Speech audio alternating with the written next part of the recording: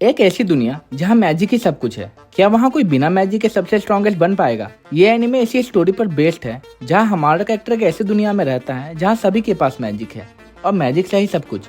पर हमारा main character के पास बचपन से ही कोई मैजिकल टैलेंट नहीं है और हमेशा उसे बुली किया जाता है। क्या वो आगे चलकर सबसे स्ट्रॉन्गेस्ट बन पाएगा?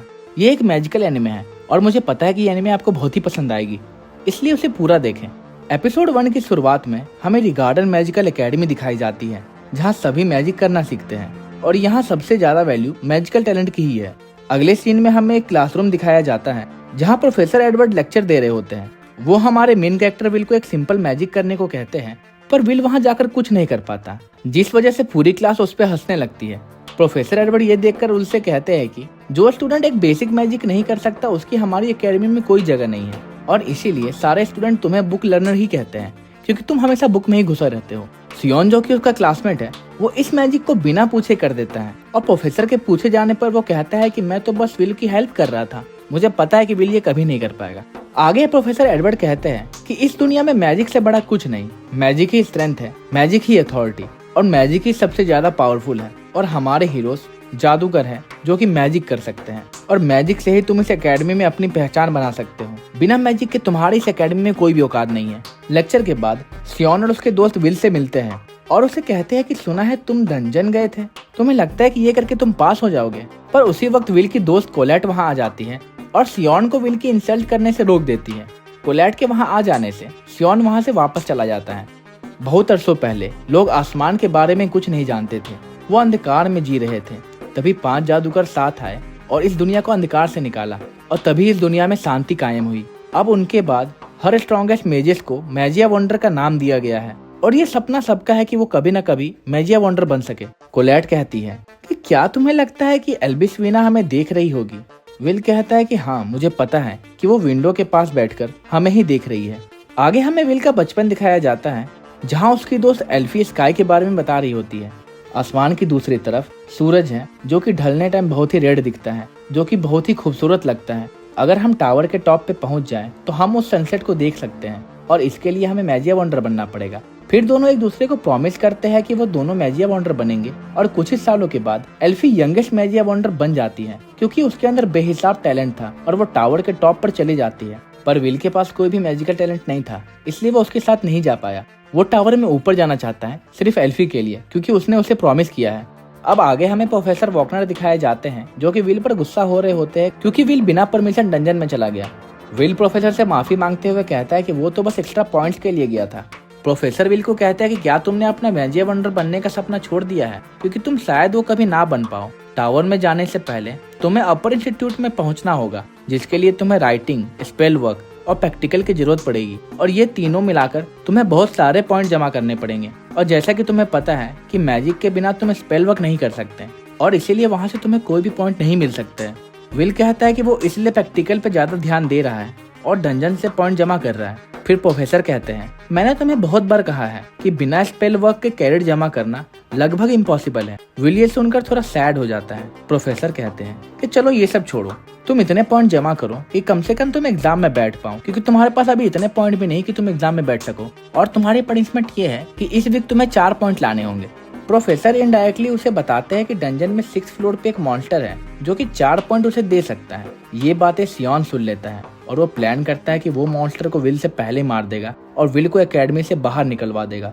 विल और उसका पेट कीकी दोनों डंजन में पहुंच जाते हैं और दूसरी तरफ सियोन और उसके दोस्त भी। उसी वक्त एक मॉन्स्टर की एंट्री हो जाती है और वो सियोन के एक दोस्त को मार देता है। उनकी आवाज सुनकर विल उनके तरफ दौड़ते हुए जाता है और वो देखता है कि सियोन एक 10 पॉइंट वाले मॉन्स्टर से लड़ रहा है जो कि बहुत ही स्ट्रॉन्ग है। सियोन का मैजिक का उस पर कोई असर नहीं हो रहा। विल सोच में पड़ जाता है कि वो क्या करे। सियोन तो बचपन से उसे बुली करता आया है, क्या विल को उसे बचाना चाहिए? पर उसी वक्त उसे एल्फी की बात याद आ जाती है जब एल्फी ने कहा था तुम बहुत ही काइंड हो और किसी भी दूसरों से बहुत ही ज्यादा ब्रेव हो। उसी वक्त विल सियोन को बचाने के लिए अपने तलवार के साथ आगे बढ़ जाता है और उस मॉन्स्टर के अटैक को रोक लेता है। उसी वक्त प्रोफेसर एडवर्ड वॉकनर के ऑफिस में जाते हैं और बताते हैं कि सियोन और उसके दोस्त बिना परमिशन डंजन में गए हैं। वॉकनर कहता है कि अगर वो लोग 6th फ्लोर पे होंगे तो डरने की कोई बात नहीं है क्योंकि विल भी वही है। प्रोफेसर ग्लास बॉल में देखते हैं कि विल एक हाई पॉइंट वाले मॉन्स्टर से लड़ रहा है और ये देखकर एडवर्ड हैरान हो जाते हैं। वॉकनर उन्हें बताते हैं कि विल शायद कोई भी मैजिक यूज नहीं कर सकता पर उसके पास सुपर ह्यूमन स्ट्रेंथ है उसकी फिजिक ड्वार्फ जैसी है और उसके ऑब्जर्वेशन स्किल इतनी अच्छी है कि वो एनिमी के एक अटैक को देखकर सारे अटैक को समझ सकता है। इस मैजिकल वर्ल्ड में वो मैजिक तो यूज नहीं कर सकता, पर वो एक वॉरियर है और उसकी तलवार का वार लाइटनिंग से भी तेज है। और यहीं हम देखते हैं कि विल ने उस मॉन्स्टर को हरा दिया होता है। ये सब देखकर सियोन और प्रोफेसर एडवर्ड शॉक और गुस्से से भर जाते हैं और इसी के साथ एपिसोड 1 यहीं खत्म हो जाता है। 5 साल पहले पहली बार जब विल एकेडमी में एडमिशन लेने आता है, तब सब कोई उसकी बात कर रहे होते हैं कि ये देखो, ये वही है जो मैजिक नहीं कर सकता। पर पता नहीं हमारी एकेडमी ने ऐसे जगह क्यों दे दिया। ऐसे लोगों की हमारी एकेडमी में कोई भी जरूरत नहीं है जो मैजिक ना कर सके। आगे हम देखते हैं कि विल और प्रोफेसर वॉकनर हेडमास्टर के ऑफिस में होते हैं। हेडमास्टर विल को एक चाकू देती है और उसकी ताकत को चेक करती है। ये देखकर वो समझ जाती है कि विल बिना मैजिक के भी बहुत ताकतवर है और हेडमास्टर उसे एडमिशन दे देती है। विल हेडमास्टर से पूछता है कि क्या वो इस एकेडमी में पढ़कर टावर के टॉप में पहुंच पाएगा, क्या वो इतना स्ट्रांग बन पाएगा कि वो एल्फी तक पहुंच सके। हेडमास्टर कहती है तुम्हें अपना इरादा मजबूत रखना होगा और बहुत मेहनत करना होगा। और इसके बाद दोनों वहां से चले जाते हैं। आगे हमें प्रोफेसर वॉकनर क्लास में बच्चों को पढ़ाते दिखाए जाते हैं, जहां वो बताते हैं कि टावर के ऊपर जाने का मतलब है अपर इंस्टीट्यूट में जाना और टॉप मोस्ट फ्लोर पे जाने के लिए तुम्हें मैजिया वंडर बनना पड़ेगा। आगे बढ़ने का सिर्फ 2 मेथड है, जिसमें पहला है तुम्हें न्यू टाइप का मैजिक खोजना होगा और दूसरा है तुम्हें 7200 से ज्यादा पॉइंट जमा करने होंगे। पर पहले मेथड को बहुत ही कम स्टूडेंट कर पाते हैं, क्योंकि सारे स्टूडेंट तो सिर्फ दूसरी मेथड पे फोकस करते हैं। पर तुम्हारे पास तो अभी इतने क्रेडिट पे नहीं है कि तुम इंस्टीट्यूट के एग्जाम में बैठ पाओ और यहाँ से ग्रेजुएट हो पाओ। अपर इंस्टीट्यूट तो दूर की बात है। अगले सीन में हमें विल और कॉलेट दिखाई जाती है, जहाँ विल कहता है कि मेरे पास कोई भी मैजिकल टैलेंट नहीं है और मैं स्पेल वर्क नहीं कर सकता, पर मैं हार नहीं मानने वाला। वो देखते हैं कि सियोन के दोस्त दूसरों के सामने उसकी तारीफ कर रहे होते हैं कि कैसे सियोन ने डंजन में मॉन्स्टर को मार डाला। पर इस तारीफ से सियोन खुश नहीं है, क्योंकि वो जानता है कि मॉन्स्टर को असल में विल ने मारा था। विल को सामने से जाता देख सियोन उसकी तरफ बढ़ता है और उसकी कॉलर पकड़कर कहता है कि क्या तुम मेरे से दुश्मनी चाहते हो, तुम में कोई टैलेंट नहीं है। ये बोलकर सियोन चला जाता है। फिर प्रोफेसर एडवर्ड हेडमास्टर के ऑफिस में दिखाए जाते हैं, जहाँ वो हेडमास्टर से कहते हैं कि हमें विल को एकेडमी से निकाल देना चाहिए। हेडमास्टर पूछती है कि क्या हुआ, अचानक तुम ये क्यों कह रहे हो, और अभी तो विल फाइनल ईयर में है, उसे हम अभी नहीं निकाल सकते। एडवर्ड कहता है कि पर वो वॉरियर है, कोई मेज नहीं, उसे यहाँ नहीं होना चाहिए। कोई ऐसा जो मैजिक यूज ना करता हो पर मेजिस को सरपास करना चाहता हो, ये सही नहीं है। हेडमिस्ट्रेस एडवर्ड को विल का रिपोर्ट कार्ड दिखाते हुए कहती है कि विल ने तो राइटिंग में टॉप स्कोर लाया है और अगर हम मैजिकल टैलेंट की बात ना करें तो वो बहुत ही ज्यादा अच्छा स्टूडेंट है। मैजिया वंडर के अलावा वो आर्चर या हीलर तो बन ही सकता है। पर एडवर्ड के बार बार बोलने पर हेडमास्टर एडवर्ड को विल का टेस्ट लेने के लिए कहती है। विल का टेस्ट कैसा और क्या होगा ये एडवर्ड डिसाइड करेंगे, और अगर विल इस टेस्ट में फेल हो जाता है तो वो जो चाहे विल के लिए सोच सकते हैं। एडवर्ड इस ऑफर को एक्सेप्ट कर लेता है। फिर आगे हमें विल और कोलेट लॉकर रूम में दिखाए जाते हैं, जहाँ विल अपनी कुछ बुक्स लेने आया होता है। लॉकर में तलवार देखकर कोलेट पूछती है कि ये तलवार हमेशा यहाँ क्यों रहता है। विल कहता है कि उसे एकेडमी में तलवार यूज करने की परमिशन नहीं है, तो वो इसे यहीं रखता है। दोनों स्टडी हॉल में जाकर बैठ जाते हैं और कोलेट विल से कहती है कि तुम राइटिंग में मेरे से बहुत ही ज्यादा बेहतर हो, तो तुम खुद को इतना पुश मत करो। विल जवाब देता है कि वो एक भी पॉइंट वेस्ट नहीं कर सकता, और इसके अलावा उन्हें ड्वार्फ्स बहुत ही ज्यादा पसंद है। वो उनके फीलिंग को समझ पाता है। द बैटल ऑफ गार्जा रोंजा, जहाँ उन्होंने दुनिया के स्ट्रॉन्गेस्ट मेजेस से लड़ाई की थी, पर कभी भी उन्होंने हार नहीं माना, जो कि किसी भी मैजिक से पावरफुल है। उसी वक्त वहाँ प्रोफेसर एडवर्ड पहुंच जाते हैं और वो विल को अपने साथ स्पेल हॉल में जाने के लिए कहते हैं। दोनों साथ स्पेल हॉल में पहुंच जाते हैं और एडवर्ड कहता है कि मैं तुम्हें बार बार स्पेल वर्क में फेल होता नहीं देख सकता, इसलिए मैंने तुम्हारे लिए एक स्पेशल टेस्ट रखा है। तुम्हारा टेस्ट ये है कि तुम्हें मुझ पर एक सिंगल अटैक लैंड करना होगा, और अगर तुमने ये कर दिया तो तुम्हें मैं 5 स्पेल वर्क पॉइंट दूंगा, लेकिन अगर तुम नहीं कर पाते तो तुम्हें इस एकेडमी से निकाल दिया जाएगा। तुम चाहो तो ऑफर को मना भी कर सकते हो। जिसके पास टैलेंट ना हो उसे तो मैजिया वंडर बनने के बारे में सोचना भी नहीं चाहिए। विल ये सब सुनकर उस ऑफर को एक्सेप्ट कर लेता है और फाइट शुरू हो जाती है। उसी बीच हेडमास्टर प्रोफेसर वॉकनर को अपने ऑफिस में बुलाकर विल और एडवर्ड की लड़ाई दिखाती है। ये देखकर वॉकनर लड़ाई को रोकने की मांग करता है, पर हेडमास्टर कहती है कि एडवर्ड तो बस विल का टेस्ट ले रहा है और इस टेस्ट को रोक नहीं सकते। मैंने बस तुम्हें इस फाइट को देखने के लिए बुलाया है। एडवर्ड देखना चाहता है कि क्या विल में इतना पोटेंशियल है कि वो मैजिया वंडर बन सके। वॉकनर कहता है कि आपने इतने सारे लोगों में से सिर्फ प्रोफेसर वॉकनर को ही क्यों चुना, वो बहुत ही ज्यादा क्रूअल है और वो एक मैजिया वंडर भी बन सकते थे। वो भले ही फेल हो गए, पर वो एक मैजिया वंडर के वंशज है। दूसरी तरफ हमें विल और प्रोफेसर एडवर्ड की फाइट दिखाई जाती है, जिसमें विल बहुत ही बुरी तरह हार रहा होता है। प्रोफेसर एडवर्ड अपना एक स्ट्रॉन्ग अटैक करते हैं, जिसके बाद विल अपना होप खोने लगता है। उसी वक्त विल की पेट कीकी कोलैट के पास जाती है और इशारा करती है कि विल को उसकी तलवार की जरूरत है। एडवर्ड कहता है, मैजिया वंडर टॉप मैजिस को कहते हैं और अगर तुम मुझे नहीं हरा सकते तो तुम कभी भी मैजिया वंडर नहीं बन पाओगे। ड्वार्फ्स बेवकूफ थे जिन्होंने 10,000 की सेना बनाई, पर सिर्फ एक मेज नहीं अकेले उन सबको हरा दिया और दुनिया ऐसे ही चलती है। जादुई छड़ी एक तलवार से कहीं ज्यादा ऊपर है। विल गुस्से में कहता है कि कुछ भी हो जाए पर मैं मैजिया वंडर बन के रहूंगा।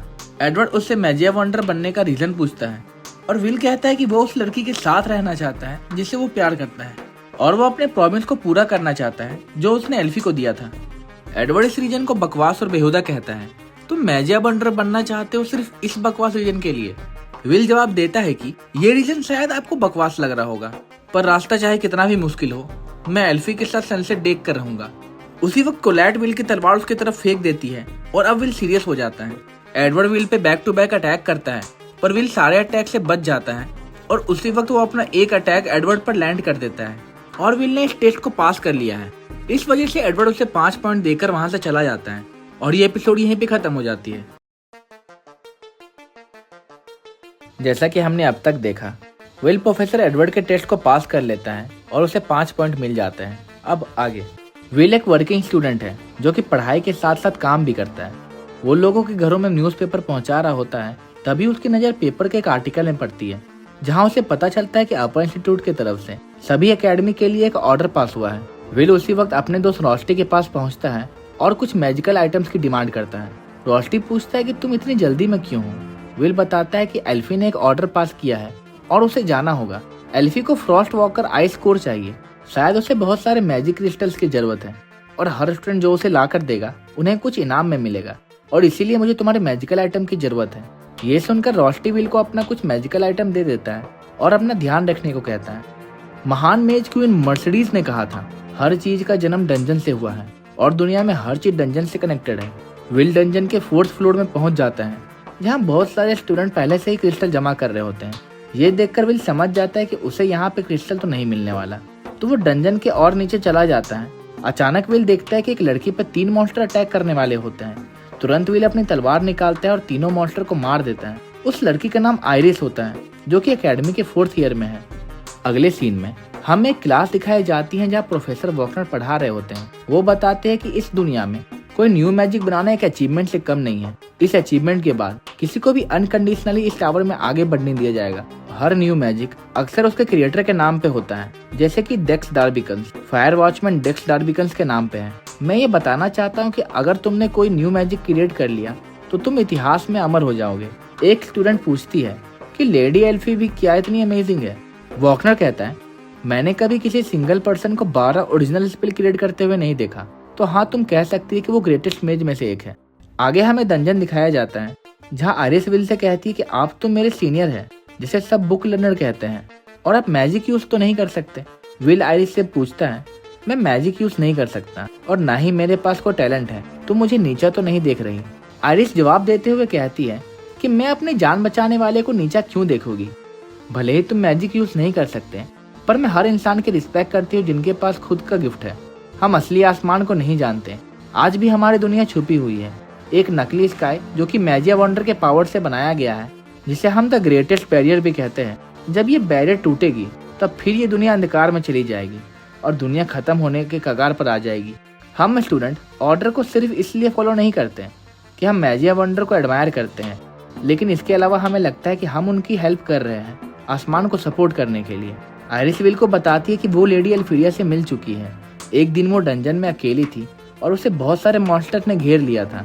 वो होपलेस हो गई थी और उसे लग रहा था कि आज वो नहीं बच पाएगी, और तभी वहाँ लेडी एल्फीरिया आकर उसे बचा लेती है। वो उनकी हेल्प करने के लिए यहाँ आई है, पर उसे एक भी क्रिस्टल नहीं मिला। विल बताता है कि जब फ्रॉस्ट वॉकर चलते हैं तो वो अपने पीछे कुछ बर्फ के टुकड़े छोड़ देते हैं। ज्यादातर वो आधा मील से 1 मील की दूरी में होते हैं, पर ये उससे डबल है। एक पावरफुल फ्रॉस्ट वॉकर शायद आगे है। मेरे पास शायद मैजिक ना हो, पर डंजन में ये मोस्ट इम्पोर्टेंट है भी नहीं। मेरे पास नॉलेज है और बाकी काम मेरा एक्सपीरियंस कर देता है। उसी वक्त एक फ्रॉस्ट रेक्स उन पर अटैक कर देता है, जो कि नॉर्मल फ्रॉस्ट वॉकर से 100 गुना बड़ा है। फ्रॉस्ट रेक्स फ्रॉस्ट वॉकर का हाईएस्ट फॉर्म है, जो 6 पॉइंट का है। इन पे फिजिकल अटैक का कोई असर नहीं होता है, क्योंकि उन्हें छूने तक से कोई भी फ्रीज हो सकता है, इसलिए उन्हें ड्वार्फ किलर भी कहते हैं। इन्हें सिर्फ लॉन्ग रेंज अटैक से ही मारा जा सकता है। विल ऐसे मॉन्स्टर से कई बार लड़ चुका है और वो उस मॉन्स्टर की तरफ बढ़ जाता है। मॉन्स्टर विल पर बैक टू बैक अटैक करता है, पर विल उन सारे अटैक से बच जाता है और अपने मैजिकल टूल का यूज करके उसे बांध देता है। और उसी वक्त विल एक फायर अटैक कर देता है जिससे वो टुकड़ों में टूट जाता है।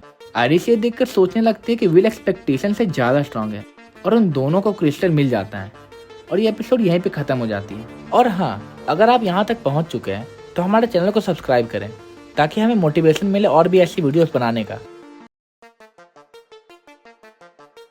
अपर इंस्टीट्यूट में जाने के लिए स्टूडेंट्स को 12,000 में से 7,200 क्रेडिट पॉइंट चाहिए, पर ये मैजिक वंडर बनने का फर्स्ट स्टेप है। हम देखते हैं कि बहुत सारे स्टूडेंट एक टेस्ट दे रहे होते हैं जिसमें उन्हें गोलम को हराना होता है और उसी के साथ हमें बहुत ही स्ट्रॉन्ग स्टूडेंट भी दिखाए जाते हैं। स्टूडेंट के पॉइंट से उनके स्किल्स को जज किया जाता है और हमारे मेन कैरेक्टर विल के पास तो बहुत ही कम पॉइंट है। क्या वो अपर इंस्टीट्यूट जा पाएगा? अगले सीन में हमें लंच हॉल दिखाया जाता है जहाँ कोलैट विल से कहती है कि मैजिक फेस्टिवल में तुम्हें अपना स्किल दिखाना होगा, क्योंकि सिर्फ रीडिंग और प्रैक्टिकल से तुम पास नहीं हो पाओगे। मैजिक फेस्टिवल में हायर अप्स आते हैं जो तुम्हारे कम पॉइंट होने के बाद भी तुम्हें चूज करके टावर में ऊपर ले जा सकते हैं। ग्रैंड मैजिक फेस्टिवल हर 2 साल में ऑर्गेनाइज करवाया जाता है जहाँ बहुत सारे कंपटीशन करवाए जाते हैं। बड़े मेजर्स टावर से नीचे आकर ये कंपटीशन देखते हैं और वो कम पॉइंट वाले स्टूडेंट को भी अपर इंस्टीट्यूट में भेज सकते हैं। टावर में 4 फैक्शंस हैं। पहला है लाइटनिंग, दूसरा है सेक्रेड एल्फ, तीसरा है फ्लेम एम्परर और चौथा है आइस मेडन। और इन चारों को लाइट सोवरेन लीड करते हैं जो कि मैजिक वंडर का किंग भी है। अगर इन चारों में से किसी ने भी तुम्हें चूज कर लिया तो तुम टावर के मेंबर बन जाओगे। विल कहता है कि मेरे पास कोई भी मैजिकल टैलेंट नहीं है, इसलिए मुझे पार्टिसिपेट नहीं करना चाहिए। इस साल भी मैं पार्टिसिपेट ना करके दूसरे कामों में ध्यान दूंगा। फिर दोनों लॉकर रूम चले जाते हैं जहाँ कोलैट को एक लॉकर थोड़ा अजीब लगता है। कीकी की मदद से वो उस लॉकर को खोल देते हैं और दोनों उस लॉकर के अंदर चले जाते हैं। वहाँ पहुंचकर वो देखते हैं कि वहाँ मैजिक फेस्टिवल की बैटिंग चल रही होती है। बहुत सारे स्टूडेंट अपने फेवरेट पार्टिसिपेंट पर पैसे लगा रहे होते हैं। सियोन भी वहाँ है और वो विल को देखकर वहाँ से बिना कुछ बोले निकल जाता है। क्लास खत्म होने के बाद विल मिस्टर जीना के यहाँ काम करने चला जाता है। विल उस रेस्टोरेंट में वेटर का काम करता है जहाँ ज्यादातर सिर्फ ड्वार्फ्स ही आते हैं। विल का दोस्त रॉस्टी उसे पूछता है कि ड्वार्फ्स तुम्हें ज्यादा पैसा तो नहीं दे पाते? प्रोफेसर वॉकनर शायद तुम्हारे लिए एक अच्छा जॉब खोज सकते हैं। विल कहता है, मैं प्रोफेसर वॉकनर से पहले ही बहुत कुछ ले चुका हूँ और मैं उन्हें और परेशान नहीं करना चाहता। और इसके अलावा मुझे ड्वार्फ्स बहुत ही ज्यादा पसंद है।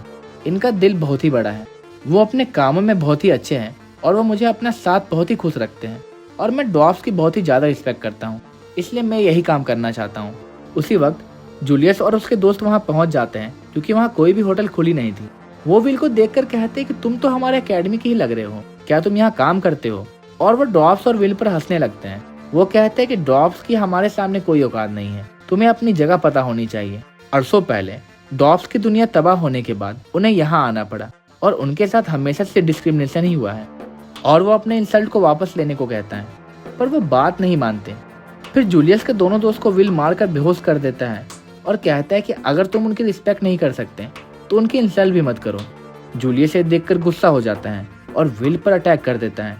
विल उसे बचाने की कोशिश करता है पर जूलियस उसे पकड़ लेता है। इतना कुछ होने के बाद भी विल की आंखों में डर नहीं होता। ये देखकर जूलियस विल को मैजिक फेस्टिवल में एंटर होने के लिए कहता है जहां वो सबके सामने विल को हराएगा। विल भी उसके इस चैलेंज को एक्सेप्ट कर लेता है और ये एपिसोड यहीं पे खत्म हो जाती है। एपिसोड 4 में हमने देखा कि जूलियस विल को मैजिक फेस्टिवल में पार्टिसिपेट करने की चैलेंज दे देता है और हमारा मेन कैरेक्टर विल उस चैलेंज को एक्सेप्ट भी कर लेता है। क्या विल मैजिक फेस्टिवल में जूलियस से जीत पाएगा? हेडमिस्ट्रेस फटाकों के साथ ग्रैंड मैजिक फेस्टिवल की शुरुआत कर देती है और टावर के बहुत सारे स्कॉट्स वहां प्रेजेंट है। उसी वक्त वहां हैरी पॉटर का क्विडिच मैच शुरू हो जाता है। सारे फैक्शंस यहां टैलेंटेड स्टूडेंट के खोज में हैं। यहां कुछ स्टूडेंट के बीच में स्काई रेस स्टार्ट हो जाती है जहां वो अपने ड्रैगन में बैठकर रेस को पूरा करेंगे और इस रेस को देखकर सभी बहुत एक्साइटेड हो जाते हैं और लिया स्काई रेस को जीत जाती है। लिया ने जीतने के साथ एक रिकॉर्ड भी बना दिया। अगले सीन में हम देखते हैं कि सियोन एक इवेंट में पार्टिसिपेट करता है जिसका नाम क्राउन अटैक है। इस इवेंट में उसकी पार्टनर कोलैट है और वो ये सोचकर खुश हो रहा है कि कोलैट ने उसको चुना क्योंकि वो कोलैट को लाइक करता है। वो चेंजिंग रूम में चला जाता है और वो वहाँ विल को देखता है। विल को देखकर वो बहुत ही ज्यादा गुस्सा हो जाता है और वो विल से पूछता है कि तुम यहाँ क्या कर रहे हो।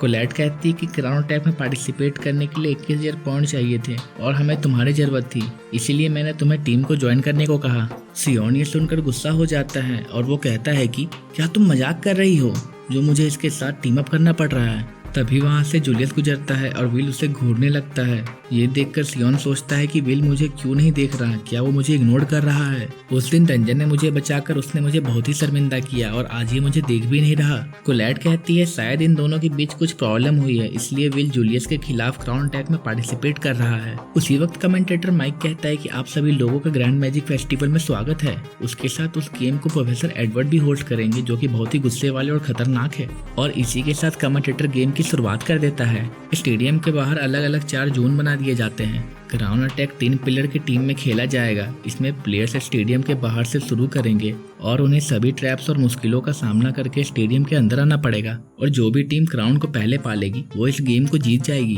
टीम्स को सिर्फ अलग अलग जोन्स का सामना नहीं करना बल्कि यहाँ बहुत सारे ट्रैप्स लगाए गए हैं जिसे हमारे प्रोफेसर ने सेट किया है। प्लेयर्स जोन और ट्रैप को क्लियर करके स्टेडियम की तरफ बढ़ सकते हैं या फिर वो चाहे तो दूसरे टीम को ब्लॉक भी कर सकते हैं। प्रोफेसर एडवर्ड कहते हैं इस गेम में हम देखेंगे कि टीम्स अलग अलग सिचुएशन में कैसे डील करती हैं। ये एक हाई लेवल कॉन्टेस्ट है जिसमें सिर्फ बेस्ट स्टूडेंट ही पार्टिसिपेट करते हैं। सभी टीम से स्टार्टिंग पॉइंट में पहुंच जाते हैं और क्राउन अटैक इसी के साथ शुरू हो जाता है।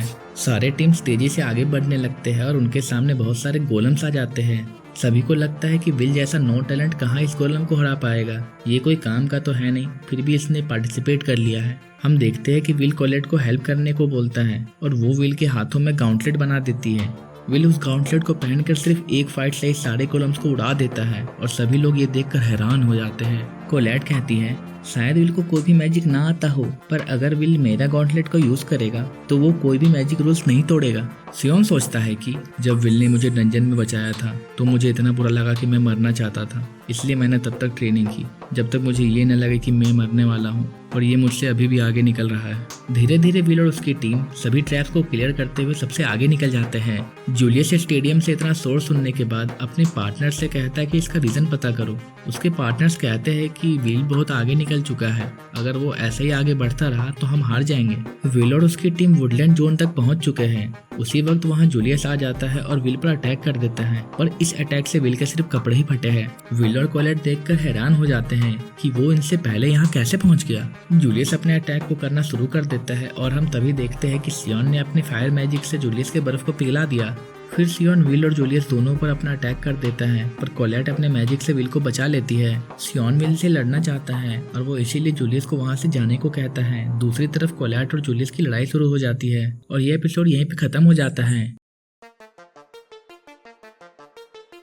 अब तक हमने देखा कि मैजिक फेस्टिवल की शुरुआत हो जाती है और सियोन अपने ही टीममेट विल पर अटैक कर देता है। कोलेट के शील्ड के कारण विल अटैक से बच जाता है। ये अटैक इतना स्ट्रॉन्ग था कि विल के पीछे सारे पेड़ जल जाते हैं। अब आगे सियोन विल को फाइटिंग के लिए चैलेंज कर देता है, पर विल ये सुनकर शॉक है। वो उससे फाइट नहीं करना चाहता, पर सियोन अपने अटैक को नहीं रोकता है। ये देखकर कोलेट सियोन को रोकने के लिए आगे बढ़ती है, पर जूलियस उसका रास्ता रोक देता है। सियोन विल पर बैक टू बैक अटैक करता है और विल उससे रुकने को कहता है। ये उनके फाइट का सही टाइम नहीं, पर सियोन को इस बात से फर्क नहीं पड़ता और वो विल को उसकी तलवार उठाने को कहता है। अब विल ने अपनी तलवार उठा ली है। आपको क्या लगता है अगर इन दोनों के बीच में फाइट हुई तो कौन जीतेगा? इसे जानने के लिए इस वीडियो में आगे बने रहे। विल एकेडमी की शुरुआत से ही बहुत कमजोर और शांत था और उससे बुली भी किया जाता था, और इसलिए सियोन चाहता था कि विल उसका अंडरलिंग बन जाए, पर विल उसके ऑफर को इग्नोर कर देता है और उसने उस टाइम उसे सीरियस नहीं लिया, इसलिए वो विल से हमेशा नफरत करता है। विल सियोन के अटैक से बचने की कोशिश तो करता है, पर सियोन पहले से काफी ज्यादा स्ट्रांग हो चुका है। सियोन विल को अटैक करने के लिए कहता है, पर विल मिस डोना को दिया हुआ वादा नहीं तोड़ना चाहता, पर इसके बाद भी सियोन अपना अटैक नहीं रोकता। सभी ये देखकर कंफ्यूज है कि सियोन ये क्या कर रहा है, वो अपने ही टीममेट से क्यों लड़ रहा है। प्रोफेसर एडवर्ड कहते हैं कि हम रीजन तो नहीं जानते, पर खुद के टीममेट के साथ फाइट करना कहीं से भी सही नहीं, और ये क्राउन अटैक के कोर प्रिंसिपल्स के भी खिलाफ है। पर ये कहते हुए प्रोफेसर एडवर्ड बहुत ही खुश दिख रहे हैं। वॉचर्स की नज़र सियोन पर बहुत पहले से थी, पर ये सियोन क्यों कर रहा है उन्हें ये नहीं पता। दूसरी तरफ हम देखते हैं कि कोलेट जूलियस के अटैक से बच रही है और गलती से वो एक ट्रैप के ऊपर चली जाती है। स्टेडियम में सभी ये देखकर चौंक जाते हैं कि एक ही समय पर जूलियस 4 जगह है और वो हर जगह सारे स्टूडेंट से अकेले लड़ रहा है। वो विग्नैल के पास भी जाता है और विग्नैल इतना स्ट्रांग है कि उसके क्लोन को एक ही बार में मार देता है। टावर के 2 हाई मैजिशियंस भी उस मैच को देख रहे हैं। सब आपस में बात कर रहे होते हैं कि टीम 6 बहुत ही आगे थी पर सियोन के कारण वो पीछे हो गए हैं। पर कोई चाहता भी नहीं था कि विल जैसा कोई लड़का इस मैच को जीते। विल समझ नहीं पा रहा है कि सियोन उसके साथ ऐसा क्यों कर रहा है, वो क्यों अभी उससे लड़ना चाहता है। हम विल का बचपन देखते हैं जहाँ सभी उसे बुली कर रहे होते हैं। कभी वो उसके नोट्स को फेंक देते हैं तो कभी वो उसे पानी में उतार देते हैं। उसे ये दूसरों से ज्यादा अच्छा पता है कि वो कितना बड़ा फेलियर है और वो नहीं चाहता कि कोई उसे एक्सेप्ट करे या कोई उसका दोस्त बने। उसने कभी किसी से कुछ नहीं मांगा, वो बस अकेला रहना चाहता है और इसीलिए उसने सियोन को भी इग्नोर किया था। वो बस एल्फी के पास रहना चाहता है और उसके पास जाने के लिए वो कुछ भी करेगा। और इसी के साथ सियोन अपना सबसे ताकतवर अटैक करने वाला है। इसमें वो एक फायर गार्जियन को बुला लेता है। विल उसके एक पंख को काट देता है और उसका पंख फिर से बढ़ जाता है। फायर गार्जियन को हराने का सिर्फ एक ही तरीका है, विल को उसके कोर पे अटैक करना होगा। सभी सियोन के मैजिक को देखकर हैरान है। उसने एक हाई लेवल मैजिक के साथ एक गार्डियन को समन किया है। स्काउट्स भी ये देखकर इंप्रेस हो चुके हैं और वो जानना चाहते हैं कि सियोन कौन है। सियोन में पोटेंशियल तो बहुत है लेकिन वो 4th नंबर पर है। उन्हें लगता है कि सियोन आगे जाके बहुत बड़ा मेज बन सकता है। विल समझ गया है कि सियोन अब बहुत ही ज्यादा स्ट्रांग बन चुका है और अब दोनों ही थक चुके हैं। सियोन गुस्से में विल से कहता है कि तुम अपने पूरे पावर का यूज नहीं कर रहे। तुम जब डंजन में लड़ रहे थे तो तुम बहुत ज्यादा स्ट्रांग दिख रहे थे, तो अब क्यों नहीं। विल सियोन से पूछता है कि हमारे पास कोई भी रीजन नहीं है लड़ने का, फिर हम क्यों लड़ रहे हैं। सियोन कहता है कि तुमने हमेशा मुझे इग्नोर किया, तुम हर तरफ देखते रहे पर मुझे नहीं देखा। ये मेरे लिए सबसे बड़ी बेइज्जती है और इस बेइज्जती को मैं नहीं सह सकता। मैं चाहता हूँ कि तुम मुझे देखो और अपने बराबरी का समझो। विल को लगा था आज तक कोई उसे समझ नहीं पाया और सियोन उसे एक्नॉलेज करता है। अब वो समझ चुका है कि सियोन के पास क्या रीजन है उसे लड़ने का और अब वो भी इससे लड़ेगा। दोनों एक दूसरे को हराने के लिए अब रेडी है। सियोन ने फायर गार्डियन को फिर से समन कर लिया पर विल उसके अटैक पाथ को समझ लेता है। वो उसके अटैक से बचते हुए गार्जियन के कोर को काट देता है जिससे वो खत्म हो जाती है। दोनों एक दूसरे पर अटैक करने ही वाले होते हैं कि कोलैट ने बीच में एक दीवार खड़ा कर दिया और वो इस फाइट को यहीं रोक देती है। कोलैट विल को आगे जाने के लिए कहती है क्योंकि उसके ज्वाइन करने का मेन रीजन जूलियस था। जूलियस का ग्रुप सबसे पहले वहां आ गया और ये देखकर वो बहुत खुश है। पर उसी वक्त विल की वहां अनएक्सपेक्टेड एंट्री हो जाती है। अब आगे क्या होगा इसे जानने के लिए आप हमारे चैनल को सब्सक्राइब कर सकते हैं। अगर आपको ये वीडियो अच्छा लगा हो तो इस वीडियो को लाइक करें। जूलियस क्राउन तक पहुंच चुका है पर वो जैसे ही क्राउन को उठाने वाला होता है उसी वक्त विल की एंट्री हो जाती है और फिर वो जूलियस को फाइट के लिए चैलेंज कर देता है। और अब आगे हम देखते हैं कि एल्फीरिया सो रही है और सेल्सा उसे थप्पड़ मारकर उठा देती है और वो कहती है कि आप एक मैजिया वंडर हैं और इसीलिए आप उसी की तरह रहिए। आप या तो हमेशा सोते रहती है या आप टावर के नीचे देखते रहती है, ऐसे तो आप मैजिया वंडर का नाम खराब कर रही है। फिर सेल्सा उसे स्कॉट्स के रिव्यू दिखाती है और वो बताती है कि हमें इस बार बहुत अच्छे कैंडिडेट मिले हैं और उसमें से एक कैंडिडेट ऐसा भी है जो आइस फैक्शन के लिए परफेक्ट है और इसका नाम जूलियस है जो कि अभी के फेस्टिवल में सबसे आगे है और मेरे हिसाब से जूलियस आपका सक्सेसर बनने के लिए परफेक्ट है। क्राउन अटैक अब आखिरी स्टेज पे पहुंच चुका है और अब जो इसे क्राउन को पहन लेगा वो इसका विनर बन जाएगा। क्या विल जूलियस और उसके दोस्तों से अकेला लड़ पाएगा। जूलियस विल को हर्ट करने के लिए कहता है कि अच्छा हुआ विल तुम यहाँ आ गए, अगर मैं तुम्हें बिना हराए जीत जाता तो मुझे अच्छा नहीं लगता। विल कहता है तुम टेंशन मत लो, जब तक तुम मेरे से माफी नहीं मांग लेते तब तक मैं तुमसे नहीं हारने वाला। और इसी के साथ जूलियस ने चारों तरफ स्मोक कर दिया। विल जूलियस के मूवमेंट को फील कर पा रहा है कि वो किस डायरेक्शन से अटैक करने वाले हैं, पर उसी बीच जूलियस अटैक कर देता है पर विल उस अटैक से बच जाता है। तभी हमें वहाँ जूलियस का क्लोन दिखाया जाता है जिसे देखकर सभी हैरान है। सारे क्लोन विल के पास जाने लगते हैं और उसमें से एक क्लोन वहाँ जाकर फट जाता है और इसके वजह से विल बर्फ में कैद हो जाता है। प्रोफेसर वॉकनर और एडवर्ड ये देखकर सोचते हैं कि ये तो वही स्पेल है जो लेडी एल्फीरिया ने क्रिएट किया है। विल भी ये देखकर शॉक हो जाता है कि जूलियस एल्फीरिया का स्पेल कैसे यूज कर रहा है। जूलियस कहता है क्योंकि मैं स्ट्रांग हूँ, मैंने ये सारे स्पेल खुद से सीखे हैं और मैं मैजिया वंडर के लेवल तक पहुंच चुका हूँ और इसीलिए एल्फीरिया इतने भी कुछ खास नहीं है और एक दिन मैं उसकी जगह छीन लूंगा। ये सब सुनकर विल गुस्सा हो जाता है और वो उस पर अटैक कर देता है पर जूलियस के क्लोन उसे रोकने लगते हैं। जूलियस के 3 क्लोन उसे घेर लेते हैं और वो उसे एक केज में बंद कर देते हैं। ये केज बहुत स्ट्रांग है जिससे विल तोड़ नहीं पा रहा है और इसी के साथ वो उस पर एक बर्फ का टुकड़ा फेंक देता है जिसके कारण वो उसी के अंदर रह जाता है। ये देखकर सभी हैरान हो जाते हैं। सबको लगता है कि जूलियस बहुत ही ज्यादा स्ट्रांग है और वो एक मैजिया वंडर के लेवल का है। उसी वक्त विल उसके कैद से छूट जाता है और वो जूलियस को थैंक यू कहता है क्योंकि उसके वजह से विल का दिमाग ठंडा हो गया। जब भी कोई एल्फी के बारे में कुछ बुरा कहता है मेरे को गुस्सा आ जाता है, जो कि मेरी एक बुरी आदत है। ये देखकर सभी उस पर अटैक कर देते हैं पर विल उनके अटैक से बच जाता है और वो उसके दोनों पार्टनर को बेहोश कर देता है। उनके बेहोश होने के बाद ही जूलियस के सारे क्लोन टूट जाते हैं। विल कहता है कि तुम्हारा ये स्पेल परफेक्ट नहीं, तुम उन दोनों का यूज कर इस स्पेल को कंट्रोल कर रहे हो और सिर्फ इसलिए तुम एल्फी के स्पेल को सिर्फ थोड़ी देर के लिए ही कास्ट कर पाए, तुम उसके लेवल के कभी नहीं बन सकते। दूसरी तरफ एल्फीरिया कहती है कि अगर रिपोर्ट्स के अकॉर्डिंग वो इतना अच्छा है तो शायद जूलियस मेरा सक्सेसर बन सकता है, पर मुझे इस समय कोई सक्सेसर नहीं चाहिए, मुझे बस अपने बगल में एक स्वॉर्ड चाहिए। विल कहता है कि ये स्पेल को कंप्लीट करना तुम्हारे बस का नहीं। और ये सब सुनकर जूलियस बहुत ही गुस्सा हो जाता है और वो विल पर अटैक कर देता है, पर विल जूलियस के सारे अटैक से बच जाता है। जूलियस फिर से ढेर सारे क्लोन बना लेता है और उसे लगता है कि वो उसे कैसे पहचानेगा, सारे क्लोन तो एक जैसे दिखते हैं, पर विल उसे खोज लेता है और वो उसी पर अटैक करता है। ये देखकर जूलियस हैरान है और इसी के साथ जूलियस के सारे क्लोन टूट जाते हैं। जूलियस विल से पूछता है कि तुम इस स्पेल के बारे में इतना कैसे जानते हो। विल उसे बताता है कि मैं और एल्फीरिया बचपन के दोस्त हैं और हम साथ ही पले बड़े हैं और इसीलिए मुझे उसके मैजिक के बारे में बहुत कुछ पता है। तुम बहुत ज्यादा स्ट्रांग हो जूलियस, पर तुम उसके लेवल के नहीं हो, क्योंकि उसने ये स्पेल सिर्फ 6 साल की उम्र में क्रिएट किया था और इसीलिए वो स्पेल परफेक्ट नहीं है और अगर उस स्पेल को देखकर तुम दिखावा करोगे तो तुम अपनी बेइज्जती ही करोगे। जूलियस से सुनकर और गुस्सा हो जाता है और वो बहुत सारे क्लोन फिर से बना लेता है। जूलियस कहता है कि तुम्हें क्या लगा था कि मैं सिर्फ 4 ही क्लोन बना सकता हूँ, पर नहीं, तुम पे अब मेरा 8 क्लोन अटैक करेगा। विल कहता है माफ करना जूलियस, पर बचपन में मैंने 10 एल्फीरिया को साथ में झेला है और तुम उसके सामने कुछ नहीं हो। और ये सुनकर जूलियस उस पर हमला कर देता है, पर विल उन सारे हमलों से बच जाता है। विल ने जूलियस के सारे क्लोन को तोड़ दिया और वो लास्ट में उसे एक मुक्का मारता है जिसके कारण वो बेहोश हो जाता है। सभी ये देख के हैरान हो जाते हैं कि विल ने जूलियस को हरा दिया। सबको लगता है कि विल ने इस मैच को जीत लिया, पर तभी विग्नैल वहां आ जाता है और वो उस क्राउन को पहन लेता है और वो कहता है कि क्या तुम्हें इस मैच का रूल के बारे में कुछ नहीं पता? जब तुम एक दूसरे में बिजी थे मैंने इस क्राउन को उठा लिया और अब मैं विनर हूँ। और इसी के साथ ये एपिसोड यहीं खत्म हो जाती है। अगर आपको हमारा वीडियो अच्छा लगा हो तो इस वीडियो पे लाइक और कमेंट करें और इस चैनल को सब्सक्राइब करना ना भूलें। सभी ड्वार्फ्स और विल के दोस्त जूलियस से विल की जीत के लिए खुशी मना रहे होते हैं और जूलियस को पनिशमेंट में ड्वार्फ्स का झूठा बर्तन धोने को मिलता है।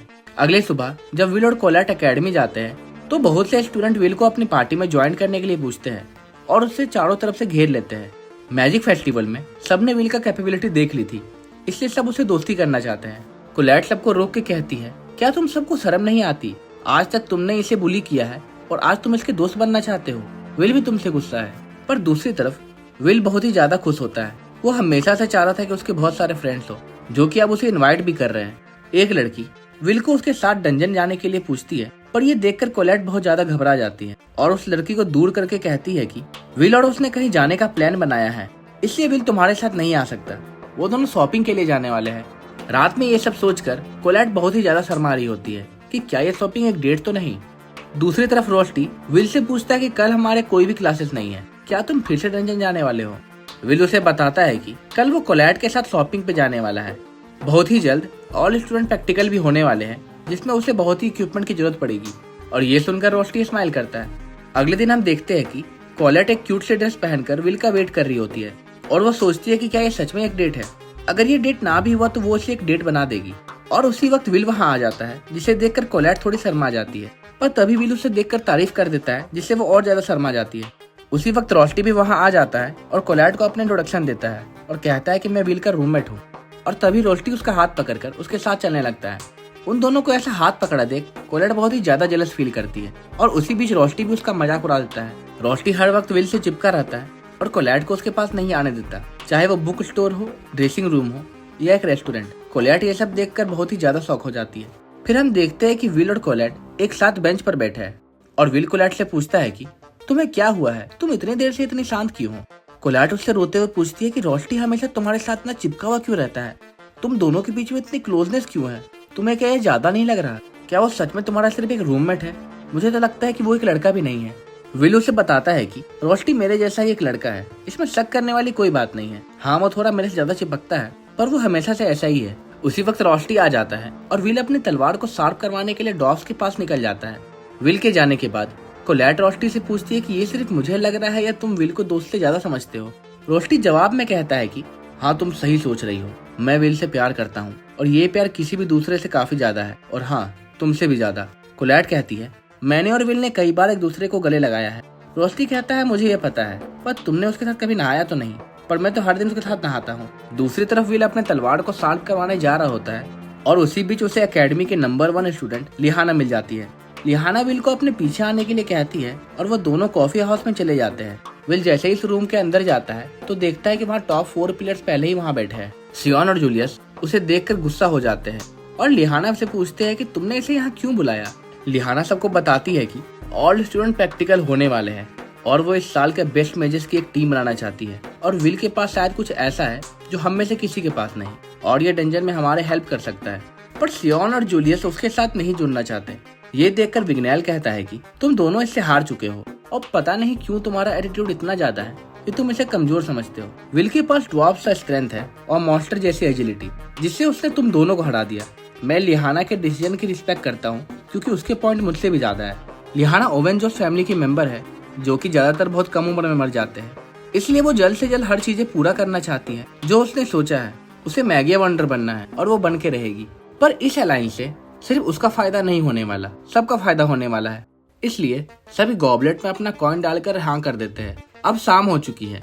विल कोलैट और रोस्टी को बताता है कि उसने लिहाना की पार्टी को ज्वाइन कर लिया।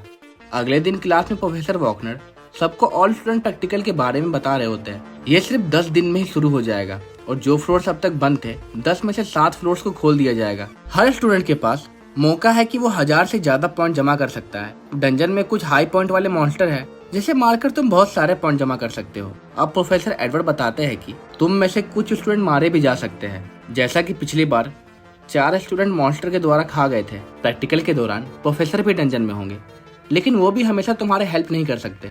सबके साथ लिहाना और उसकी टीम भी डंजन में पहुंच जाती है और कोलैट भी उन्हें ज्वाइन कर लेती है और अब ऑल स्टूडेंट प्रैक्टिकल की शुरुआत हो जाती है और ये एपिसोड यहीं पे खत्म हो जाता है। विल और उसकी टीम टाइम शुरू होते ही तेजी से डंजन में आगे बढ़ जाते हैं और थोड़ी देर बाद ही उन पर क्रिम्सन एंट की फौज अटैक कर देती है। विल सोचता है कि क्या उसे सबको अकेले मारना होगा, पर विग्नैल उसे रोक देता है। उसी वक्त लिहाना आगे बढ़कर अकेले ही सभी एंट को अपने थंडर अटैक से मार देती है। विग्नैल विल को बताता है कि वो नाइट के फैमिली से है और वो बहुत ही रेयर तरह के मेजेस है जो ज्यादातर अपने क्लोज कॉम्बैट से मैजिक करते हैं। और इतने में ही लिहाना सभी मॉन्स्टर को तुरंत खत्म कर देती है। अगले सीन में हमें एक क्लास दिखाया जाता है जहाँ प्रोफेसर वॉकनर विल को डंजन के बारे में कुछ बता रहे होते हैं। वो बताते हैं कि डंजन के अंदर किसी भी अटैक या डिफेंस स्पेल से ज्यादा इम्पोर्टेंट है सर्च स्पेल, जिससे एनिमीज को खोजा जाता है। किसी भी मेज के लिए सबसे बेसिक पर सबसे इम्पोर्टेंट स्पेल है। विल के टीम के सभी मेंबर्स बहुत सारे मॉन्स्टर से लड़ रहे हैं, पर विल सही वक्त पर किसी भी मॉन्स्टर को खोज नहीं पा रहा। विग्नैल कहता है कि विल को यहाँ लाना शायद हमारी बेवकूफी थी। ये हमारे लिए एक बोझ से ज्यादा कुछ नहीं है। तुम तो हमारे लिए एक शील्ड भी नहीं बन सकते। लिहाना कहती है कि शील्ड की तो हमें अभी तक जरूरत नहीं पड़ी, पर विल शायद अपनी कैपेबिलिटी हमें बाद में दिखाए। पर अगर हमारे ऊपर ये बोझ भी हो तो अब हम कुछ नहीं कर सकते। सभी अपने वॉन्ड में मैजिकल ट्रेसेस जमा कर रहे होते हैं जो कि एक रिकॉर्ड की तरह काम करता है। इस ट्रेसेस का यूज करके एकेडमी वेरीफाई करती है कि किस स्टूडेंट ने कितने मॉन्स्टर को मारा है। पर विल के पास ऐसा कोई भी मैजिकल टैलेंट ना होने के कारण वो मॉन्स्टर के पार्ट्स को जमा करता है। धीरे धीरे वो और आगे बढ़ते हैं और रास्ते में मिलने वाले सभी मॉन्स्टर को विल के टीममेट मार देते हैं। पर विल किसी को मार नहीं पा रहा, इसलिए उसे पॉइंट नहीं मिल रहे हैं। थोड़ी देर बाद वो रेस्ट लेने के लिए एक जगह पे रुकते हैं और विग्नैल चारों तरफ इल्यूजन मैजिक से आग की ऊंची लपटें बना देता है। इस लपटों को देखकर छोटे मॉन्स्टर उन पर अटैक तो नहीं करेंगे। विल सबको खाने के लिए देता है, पर विग्नैल उसे अपने पास आने से मना कर देता है और कहता है कि तुम खाना दूर ही रख दो, मैं खुद जाकर ले लूंगा। एल्फ सिर्फ उन्हें छूते हैं जो वर्दी होते हैं और मैं तुम्हें वर्दी नहीं समझता। वहाँ खड़े सभी लोगों में विग्नैल सिर्फ लिहाना को वर्दी समझता है। ये सुनकर कोलैट को थोड़ा बुरा लगता है और वो विग्नैल पर गुस्सा होती है, पर विल उसे रोक देता है। एल्फ्स भी ड्रॉप्स की तरह दूसरी दुनिया से यहाँ आए थे जब उनकी दुनिया खत्म हो गई थी, पर वो मैजिक करना जानते हैं और इसके अलावा इनके पास दूसरे मेजेस से कई ज्यादा मैजिकल टैलेंट है।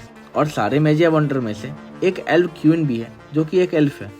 आगे लिहाना बताती है कि उनका टॉप प्रायोरिटी ल्यूमिनस नेबरस को मारना है, जिसे मारने पर उन्हें 110 पॉइंट मिलेंगे। उसके जैसा सिर्फ एक है और वो 10th फ्लोर का फ्लोर कीपर है। नेबरस इस ऑल स्टूडेंट प्रैक्टिकल का सबसे स्ट्रॉन्गेस्ट मॉन्स्टर है। लिहाना बताती है कि उसने ये पार्टी नेबरस को मारने के लिए ही बनाई है और वो मिलकर इस मॉन्स्टर को हरा सकते हैं। दूसरी तरफ हम देखते हैं कि कुछ लोगों ने बहुत सारे मॉन्स्टर के साथ साथ बहुत सारे प्रोफेसर को भी मार दिया है और उन दोनों में से तो एक के पास सर भी नहीं है। कौन है ये लोग जिन्होंने प्रोफेसर तक को मार दिया है? विल की टीम आगे बढ़ते हुए बहुत सारे मॉन्स्टर को देखती है जो कि अब मरे हुए हैं। जूलियस सोचता है कि ये कैसे पॉसिबल है, वो तो सबसे आगे थे और उन्होंने बीच में ज्यादा रेस्ट भी नहीं लिया, तो ये पॉसिबल नहीं कि कोई उनसे आगे निकल पाए। विल मॉन्स्टर के बॉडीज को देखकर समझ जाता है कि ये किसी मैजिक यूजर का काम तो नहीं है। उसी वक्त वो देखते हैं कि इस फ्लोर का स्ट्रॉन्गेस्ट मॉन्स्टर मरा हुआ है। ये देखकर सभी शॉक हो जाते हैं। विल एक मॉन्स्टर को अपने ऊपर देखता है और उसी वक्त वो मॉन्स्टर उन पर अटैक कर देता है। सभी उस मॉन्स्टर पर अटैक करने वाले होते हैं, पर वो मॉन्स्टर फ्लोर को तोड़ देता है, जिससे सभी नीचे गिरने लगते हैं और सभी अलग अलग 11th फ्लोर में गिर जाते हैं। 10th फ्लोर के बाद सिर्फ हाई मेजेस को ही नीचे जाने की परमिशन है, क्योंकि सिर्फ वही इन फ्लोर के मॉन्स्टर को हराने की काबिलियत रखते हैं। अलग होने के कारण अब वो कमजोर है और अगर उन्हें यहाँ सर्वाइव करना है तो उन्हें जल्द से जल्द साथ आना होगा। विग्नेल घायल हो चुका है, पर वो विल की मदद नहीं लेना चाहता। विल के पास सिर्फ इतने मैजिकल आइटम्स है कि वो 2 दिन तक रह सकता था, पर क्योंकि अब वो 11th फ्लोर पे है तो ये शायद 1 दिन भी ना चले। दूसरी तरफ हम देखते हैं कि बेस कैंप पे किसी ने अटैक कर दिया और वहाँ के कुछ प्रोफेसर को भी मार दिया है। प्रोफेसर एडवर्ड वॉकनर को बताते हैं कि ऑल स्टूडेंट प्रैक्टिकल कैंसिल हो गया है और सभी स्टूडेंट की जान खतरे में है। विल और विग्नेल डंजन में बाकियों को खोज रहे होते हैं, पर विग्नेल बहुत डरा हुआ है और वो बार बार सर्च स्पेल का यूज कर रहा है। विल उसे ये बार बार करने से रोकता है, क्योंकि ऐसे वो बहुत ही जल्दी थक जाएगा। विग्नेल उससे पूछता है कि ऐसे सिचुएशन में भी तुम इतने शांत कैसे हो। तो विल उसे बताता है कि मैजिक यूज ना कर पाने के कारण प्रैक्टिकल से पॉइंट जमा करना उसके पास एक लौता ऑप्शन था, इसलिए उसने डंजन के ऊपर बहुत ज्यादा रिसर्च किया है और वो यहाँ 100 बार से भी ज्यादा आया है और उसके पास विग्नेल से भी थोड़ी ज्यादा एक्सपीरियंस है। उसी वक्त कुछ मॉन्स्टर उन्हें घेर लेते हैं और उनके बीच में फाइट शुरू हो जाती है। विल को इतनी अच्छी तरह लड़ता देख विग्नेल शॉक हो जाता है और सोचता है कि मैजिक यूज ना कर पाने के बावजूद ये बहुत ही आसानी से उन सबसे लड़ रहा है। उसी वक्त विग्नेल पर एक मॉन्स्टर अटैक करने वाला होता है, पर विग्नेल ये देखकर डर जाता है और चिल्लाने लगता है। पर उसी वक्त विल वहां आकर उस मॉन्स्टर को मार देता है और विग्नेल को बचा लेता है और ये एपिसोड यहीं पे खत्म हो जाती है। विग्नेल विल से कहता है कि मैं पिछड़ा हुआ हूँ, सिर्फ एक मैं ही हूँ जो 6 साल कंप्लीट करने के बाद भी एकेडमी में पड़ा हुआ है। दूसरे सारे एल्फ टावर में आगे बढ़ चुके हैं। बाकी एल्फ मुझे कमजोर और बिना किसी टैलेंट के समझते हैं। उनके लिए मैं एक कलंक से बड़ा कुछ नहीं। ये सब का रिजल्ट सिर्फ एक है और वो है मेरा इल्यूजन मैजिक। इल्यूजन मैजिक का असली मतलब इल्यूजन को फिजिकल फॉर्म देना है, जो कि तुमने ग्रैंड मैजिक फेस्टिवल में देखा होगा। लेकिन मेरा इल्यूजन मैजिक सिर्फ एक इल्यूजन बना सकता है, उसे फिजिकल फॉर्म नहीं दे सकता। ये एक दिखावे से ज्यादा कुछ नहीं। विल कहता है लेकिन तुम इस साल के टॉप 3 स्टूडेंट में से एक हो और सब तुम्हें गिफ्टेड चाइल्ड कहते हैं। विग्नेल कहता है क्या तुम्हें लिहाना की बात याद नहीं, जो लोग एकेडमी में बच जाते हैं वो कचरे से ज्यादा कुछ नहीं। दूसरी तरफ कोलैट और लिहाना भी यही बात कर रहे होते हैं और लिहाना कहती है अगर कोई रियल टैलेंट हो तो वो ग्रेजुएट होने से पहले ही टावर में चला जाएगा, जिसका मतलब ये है कि हम लोग टैलेंटेड नहीं। पिछले 6 सालों से मैं टैलेंटेड लोगों को देखते हुए आई हूँ और उनके मुकाबले हम बस पीछे छूटे हुए कचरे हैं। कोलैट कहती है पर तुम तो इस साल के नंबर 1 स्टूडेंट हो और तुम्हें लोग मिस परफेक्ट कहते हैं। लिहाना उसे बताती है ये सब बस एकेडमी के अंदर ही है, हम बस छोटी मछली है जो बड़े से तालाब में रहते हैं। मैं बहुत पहले अपने एक साथी को मैजिक वंडर बनते हुए देखी हूँ। वो मेरी तरह ही फर्स्ट ईयर की स्टूडेंट थी और मुझे तभी एहसास हो गया कि मेरे जैसे लोग ट्रू टैलेंट तक नहीं पहुँच सकते। दूसरी तरफ विग्नेल कहता है मेरी गोद ली हुई सिस्टर पहले इंसान थी जिसने मुझे नीचा दिखाया था। एलनोर और मैं साथ ही पले बढ़े हैं। वो मुझसे काफी छोटी थी तो मुझे लगा उसे मेरी सपोर्ट की जरूरत होगी, पर असल में वो एक हाई एल्फ थी और उसका मैजिक काफी स्ट्रॉन्ग था। और जब वो मैजिक वंडर बन गई तब मैं डेली प्रैक्टिस किया ताकि मैं उसके लेवल तक पहुंच सकूं, पर इतने सालों बाद भी मैं कमजोर हूं। विल कहता है मुझे यह पता चल गया कि मुझे ऐसा क्यों लगा था कि हम दोनों एक जैसे हैं। तुम बहुत कमाल के एल्फ हो विग्नेल, और जब तक तुम स्ट्रॉन्ग नहीं बन जाते मैं तुम्हारे शील्ड बनता रहूंगा और हमेशा तुम्हें बचाता रहूंगा। विल और विग्नेल फिर बहुत सारे मॉन्स्टर से लड़ रहे होते हैं और विग्नेल सोचता है कि विल इतने अलग अलग मॉन्स्टर से बैक टू बैक लड़ रहा है, फिर भी वो थक क्यों नहीं रहा, इतना स्टैमिना उसके अंदर कैसे है। तभी विल को कुछ आवाज आती है और वो विग्नेल को बताता है कि डंजन और मॉन्स्टर्स को पैदा कर रहे हैं। उसी वक्त कुछ फायर मॉन्स्टर पैदा हो जाते हैं और उन्हें देखकर विल बताता है कि ये मॉन्स्टर तो बहुत ही बुरी खबर है, ये बहुत ही खतरनाक मॉन्स्टर है और इनके बॉडीज पर फिजिकल अटैक का कोई इफेक्ट नहीं पड़ता। और सबसे बड़ी बात तो ये है कि कमजोर मैजिक का भी इन पर कोई फर्क नहीं पड़ता। तुम्हारा इल्यूजन मैजिक ही इन पर काम करेगा और ये हमारी आखिरी उम्मीद है, इसलिए तुम्हें ही मेरी मदद करनी पड़ेगी। विग्नेल कहता है क्या तुम पागल हो गए हो, मेरी इल्यूजन मैजिक परफेक्ट नहीं है और मैं ये नहीं कर सकता चाहे मैं कितनी भी कोशिश कर लूँ। फिर विल उन मॉन्स्टर्स पर अटैक कर देता है, लेकिन उसके फिजिकल अटैक का उन पर कोई इफेक्ट नहीं पड़ता। विग्नेल विल को बचाने के लिए उन पर अटैक करता है, पर उसका मैजिक वहाँ काम नहीं करता।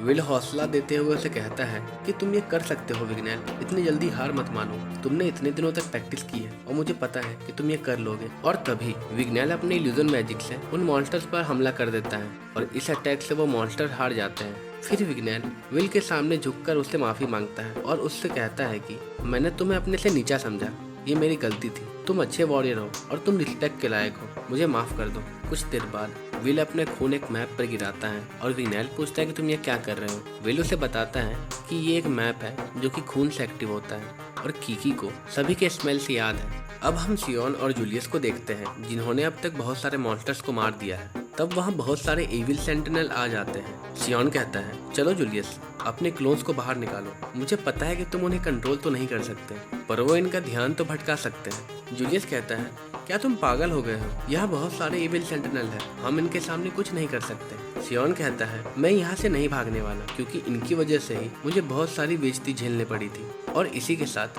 वो अपने फायर गार्डियन को बुला लेता है। दूसरी तरफ हम प्रोफेसर वॉकनर और एडवर्ड को देखते हैं। प्रोफेसर एडवर्ड पूछते हैं कि स्टूडेंट कैसे हैं और वो कहाँ हैं, और वॉकनर बताता है कि हम लकी थे कि बहुत सारे स्टूडेंट 8th फ्लोर के नीचे नहीं गए, लेकिन सिर्फ एक पार्टी जो कि 10th फ्लोर तक चली गई थी और किसी वजह से वो 11th फ्लोर पर पहुंच गई है। ये वही पार्टी है जिसे लिहाना लीड कर रही है। अब विल और विग्नेल सियोन और जूलियस के पास पहुंच जाते हैं। वहां जाकर वो देखते हैं कि सारे इविल सेंटिनल मारे जा चुके हैं और इन्हें मारने वाला और कोई नहीं, जूलियस और सियोन ही है। दूसरी तरफ हम देखते हैं लिहाना और कोलेट की तरफ कोई आगे बढ़ रहा है। कोलेट को देखकर लगता है कि क्या ये प्रोफेसर ब्रूनो है, पर तभी उनका सर नीचे गिर जाता है। वो ब्रूनो नहीं, हेडलेस है। मार्स और हेडलेस एक दूसरे से बात कर रहे होते हैं कि पता नहीं ये लोग यहाँ कैसे पहुँच गए। उस मॉन्स्टर ड्यूक ने शायद अपना काम अच्छे से नहीं किया।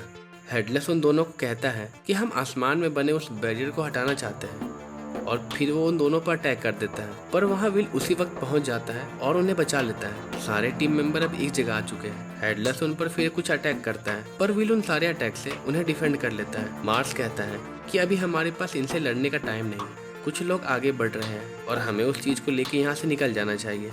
और उसी वक्त वो टेलीपोर्टेशन गेट को ओपन कर देते हैं, जिससे ड्यूक मॉन्स्टर वहाँ आ जाता है और ये एपिसोड यहीं पे खत्म हो जाती है। अगर आपको ये वीडियो अच्छा लगा हो तो इस वीडियो को लाइक और इस पर कमेंट करें और हमारे चैनल को सब्सक्राइब करें। हमें बताया जाता है कि टावर पॉइंट सिस्टम के लिए एक फॉर्मूला का यूज किया जाता है, जिसके अकॉर्डिंग मॉन्स्टर का एक पॉइंट मेज के स्ट्रेंथ का 1000 पॉइंट के बराबर है। इसका मतलब ये है कि विल और उसके दोस्त जिस 270 पॉइंट वाले मॉन्स्टर से लड़ रहे हैं, उसके लिए सभी को मिलाकर 2,70,000 पॉइंट से भी ज्यादा चाहिए। और तभी मॉन्स्टर ड्यूक उन सब पर हमला कर देता है, पर वो इस हमले से बच जाते हैं। विल कहता है, लिहाना हमें यहाँ से वापस भागना चाहिए, और ये सुनकर सभी एक गुफा की तरफ भागने लगते हैं। पर विग्नेल अपने मैजिक से ड्यूक को रोकने की कोशिश करता है, पर ड्यूक इतना स्ट्रांग है कि वो उसके मैजिक को तोड़ देता है। ड्यूक विग्नेल पे एक अटैक करता है, पर विल आकर उसे बचा लेता है। विल सबको बताता है कि उसने एकेडमी लाइब्रेरी में इसके बारे में पढ़ा है। इसका नाम इविल ग्रैंड ड्यूक है, जो कि 25वें फ्लोर का मॉन्स्टर है। तभी हम देखते हैं बहुत सारे मॉन्स्टर विल और उनके दोस्तों को ढूंढ रहे हैं। वो समझ नहीं पाते इतने सारे मॉन्स्टर उन्हें क्यों ढूंढ रहे हैं। विल सबको बताता है कि ये सब ड्यूक का ऑर्डर मान रहे हैं। ड्यूक ने हमें ढूंढने के लिए सबको ऑर्डर दिया होगा। जब भी कोई ताकतवर मॉन्स्टर ऐसे फ्लोर पे आ जाता है, तब वो उस फ्लोर के सभी मॉन्स्टर को काबू में कर लेता है। अगर हम ड्यूक को हरा दे तो बाकी मॉन्स्टर को ऑर्डर देने वाला कोई नहीं होगा, जिसके बाद हम शायद यहाँ से निकल पाए। ड्यूक को हराने के लिए मेरे पास एक प्लान भी है, पर मैं तुम सभी को उस प्लान के लिए फोर्स नहीं कर सकता। जूलियस कहता है, तुम सही कह रहे हो, ऐसा कौन ही होगा जो तुम्हारे प्लान पर विश्वास करेगा। तभी विग्नेल कहता है, मैं विल पर विश्वास करूंगा, इसने पहले भी अपनी समझदारी और डेडिकेशन से मुझे बचाया है, तो मैं इस बार भी विल पर भरोसा करना चाहूंगा। वो लिहाना से कहता है कि मैंने विल को अपने आप को टच करने दिया है और मैं इसे वर्दी समझता हूँ, इसलिए तुम मेरी बात का विश्वास कर ही सकती हो। जूलियस के अलावा सब विल पर विश्वास करते हैं और लिहाना उसे लीडर बनाकर विल से ऑर्डर मांगती है। विल जूलियस के पास जाकर कहता है कि मैं ये प्लान अकेले तुम्हारे बिना पूरा नहीं कर सकता। इस प्लान को पूरा करने के लिए तुम्हारी जरूरत है, और अगर तुम मेरी मदद करोगे तो मैं तुम्हें एल्फी का एक सीक्रेट मैजिक भी बताऊंगा। और फिर हम देखते हैं कि सभी ड्यूक से लड़ने के लिए चले जाते हैं। तभी जूलियस अपने क्लोन्स के मदद से मैजिक स्पेल को कास्ट करना शुरू कर देता है।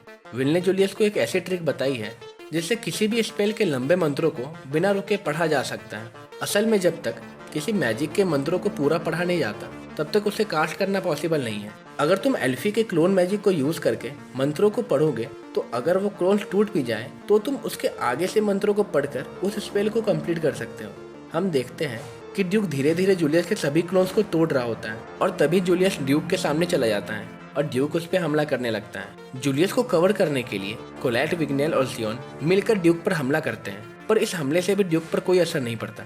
ड्यूक फिर से हमला करने वाला होता है पर विल उस पर अटैक कर देता है, जिससे उसका ध्यान भटक जाता है। विल सोचता है कि अगर लाइब्रेरी की इन्फॉर्मेशन सही है तो इसके पास लोहे जैसे पंख है और हमारी अटैक का इस पर कोई इफेक्ट नहीं पड़ेगा। हमें बस इसका ध्यान भटकाना होगा कि जूलियस इस पर अपने पावरफुल स्पेल से अटैक कर सके। तभी जूलियस के मंत्र खत्म हो जाते हैं और जूलियस ड्यूक पर हमला कर देता है। इतने पावरफुल हमले के बाद भी ड्यूक पर कुछ ज्यादा असर नहीं पड़ता, उसे सिर्फ कुछ छोटी चोटें ही आती है। अब लिहाना ड्यूक की तरफ बढ़ने लगती है, पर जैसे ही वो उस पर अटैक करने वाली होती है एक बैरियर उसके सामने आ जाता है, जिससे लिहाना उस पर अटैक नहीं कर पाती। फिर ड्यूक लिहाना पर अटैक कर देता है और उसे बचाने के लिए विल आ जाता है, पर ड्यूक के हमले से एल्फी का दिया हुआ चश्मा टूट जाता है। एल्फी का दिया हुआ चश्मा टूटा देखकर विल शॉक में चला जाता है। ड्यूक जूलियस के अटैक से आजाद हो चुका है और ये देखकर लिहाना कहती है कि तुम सबको यहाँ से चले जाना चाहिए।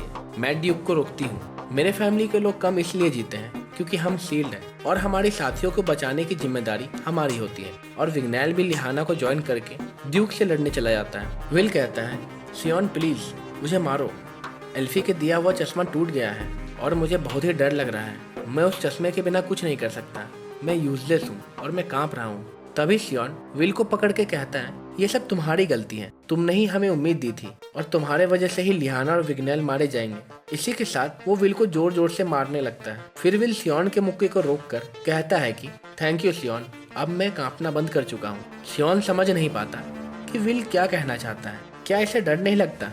तभी कोलैट कहती है, वो डरा हुआ है और वो हमेशा ही डरता रहता है। तुमने शायद कभी भी तलवार को नहीं पकड़ा, इसलिए तुम्हें पता नहीं है। वॉन्ड को पकड़कर दूर से स्पेल को कास्ट करना और तलवार को पकड़कर बड़े से बड़े अपोनेंट पर हमला करना दोनों अलग बात है। विल एक डरपोक है क्योंकि वो किसी को भी ऐसे छोड़कर भाग नहीं पाता, पर इसी को लोग हिम्मत कहते हैं। विल ड्यूक को देखकर सोचता है कि इसका डिफेंस बहुत ही स्ट्रांग है और अगर हमें इसे रोकना है तो हमें पहले इसके पंख काटने होंगे। तभी कोलैट के दिए हुए तलवार से विल ड्यूक के एक पंख को काट देता है। तभी सियोन भी उस पर एक पावरफुल अटैक कर देता है, पर इतने सारे अटैक के बाद भी ड्यूक का ज्यादा कुछ नहीं बिगड़ा। ना ही उसे एक वॉन्ड हरा पा रही है और ना ही एक स्वॉर्ड। तभी रोस्टी वहां आकर विल की तरफ एक क्रिस्टल फेंकता है और कहता है, याद करो विल, वॉन्ड एंड स्वॉर्ड। तभी विल को कुछ याद आता है कि दो औरत आपस में बात कर रही होती है और कहती है, मुझे पता है कि इस दुनिया में वॉन्ड और स्वॉर्ड एक साथ जरूर आएंगे। तभी विल को एक आइडिया आता है और वो अपने स्वॉर्ड की तरफ बढ़ते हुए सियोन से कहता है, इसे हराने के लिए हमें वॉन्ड और स्वॉर्ड को साथ जोड़ना होगा। तभी सियोन विल की तरफ एक स्पेल करता है और विल अपने तलवार से उस मैजिक को सोख लेता है। ये देखकर सभी हैरान हो जाते हैं कि ये विल ने कैसे किया। और तभी विल उस तलवार के साथ अपनी पूरी ताकत से ड्यूक पर हमला करता है और उसे दो हिस्सों में काट देता है। और ये एपिसोड यहीं पे खत्म हो जाती है। अगर आपको ये एपिसोड अच्छा लगा हो तो इस वीडियो को लाइक और कमेंट करें। ड्यूक को मारने के बाद सभी को लगता है कि अब खतरा खत्म हो चुका है, पर तभी वहाँ ढेर सारे मॉन्स्टर आकर उन पर अटैक कर देते हैं। ये सारे मॉन्स्टर ड्यूक की चीख सुनकर वहाँ आ गए, पर किसी के पास भी इतनी ताकत नहीं बची है कि वो उन मॉन्स्टर से लड़ सके। प्रोफेसर वॉकनर और एडवर्ड उनसे लड़ सकते हैं, पर वो बहुत ही दूर है। तभी एक मॉन्स्टर जूलियस को मारने वाला होता है, पर उसी वक्त वहाँ एक जादूगर आकर अपने एक ही स्पेल से सारे मॉन्स्टर को मार देता है। ये जादूगर कोई और नहीं, मैजिया वंडर्स के किंग एरॉन है। विल उन्हें देखकर सोचता है, ये तो सबसे स्ट्रॉन्गेस्ट जादूगर हैं, ये यहाँ क्या कर रहे हैं। किंग को देखकर सारे जादूगर उनके सामने झुक गए क्योंकि सभी उनकी रिस्पेक्ट करते हैं। तभी किंग के साथ खड़ा एक लड़का विल के पास आ जाता है और कहता है कि मैं बहुत ही ज्यादा सरप्राइज हूँ कि स्वॉर्ड अभी भी जिंदा है। वो लड़का विल से उसका नाम पूछता है और अपना नाम फिन बताता है और फिर वो दोनों हाथ मिलाते हैं। दूसरी तरफ मार्स हेडलेस से कहता है कि अच्छा हुआ हम जल्दी वहाँ से निकल गए, अगर हम ऐसा ना करते तो अब तक हम पकड़े जाते। हेडलेस कहता है, हमने तो अपने मिशन को कंप्लीट कर लिया है, चलो अब पार्टी करते हैं। अब हम देखते हैं ऑल स्टूडेंट प्रैक्टिकल को रोक दिया गया है और इस एकेडमी के 11 प्रोफेसर मारे गए हैं और उन दोनों जादूगर पर वारंट निकाल दिया गया है जिनकी वजह से ये हुआ है। विल और उसके दोस्त हॉस्पिटल में आराम कर रहे होते हैं। उन्हें अब तक समझ नहीं आया कि वो दोनों कौन थे जो इतने पागल थे कि उन्होंने प्रोफेसर को मार दिया। लिहाना सबको कहती है, हम लोग इतने खतरनाक अपोनेंट का सामना करके भी सही सलामत है। मैंने ये टीम इसलिए बनाई थी ताकि टावर को पता चले कि हम कितने स्ट्रॉन्ग हैं और ये सच में बहुत ही ज्यादा अच्छी टीम है, इसलिए मैं तुम सबका इस टीम में आने के लिए शुक्रिया अदा करती हूँ। तभी सब विल से पूछते हैं कि वो किस तरह की पावर थी जिससे तुमने यूज करके उस मॉन्स्टर ड्यूक को मारा था। अगर तुम्हारे पास सच में ऐसी पावर थी तो तुमने हमें पहले क्यों नहीं बताया। विल जवाब देता है, मुझे भी नहीं पता कि वो किस तरह की पावर थी। उस टाइम जब वो चीज हुई मेरा दिमाग पूरी तरह ब्लैंक हो गया था। इसका आंसर शायद प्रोफेसर ही दे सकते हैं। वो कहता है कि क्या किसी को पता है कि किंग के साथ वो छोटा लड़का कौन था? तभी लिहाना बताती है कि शायद वो फिन ट्राइब से होगा। ये ट्राइब मैजिक यूज नहीं कर सकते, पर उनके पास डंजन की बहुत ज्यादा नॉलेज है। और जब से मेज क्वीन आई है, उन्होंने टावर के साथ हाथ मिला लिया है कि वो डंजन में गाइड का काम करेंगे।